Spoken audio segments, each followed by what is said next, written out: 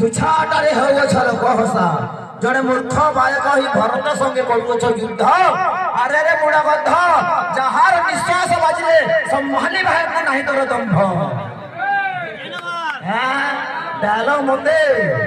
ଭରତେ ଯାହାର ନିଶ୍ୱାସ ବାଜିଲେ ସମ୍ଭାଳିବାକୁ ନାହିଁ ତୋର ଦମ୍ଭ ଆରେ ରେ ମୁଡ଼ା ଗଧ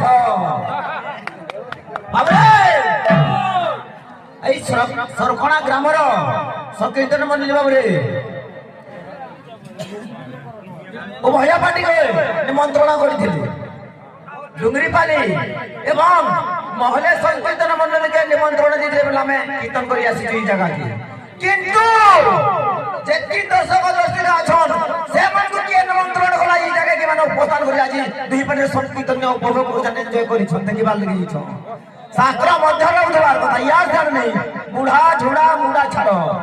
हमको दिले को सरकड़ा गारो निमंत्रण करले हम एछे लेकिन दर्शक देखिए छन ताहा के निमंत्रण करी जे देखिए जे जगह के सत्य जोने के आरंभ आसे तोरा कथा देखमा धीरे धीरे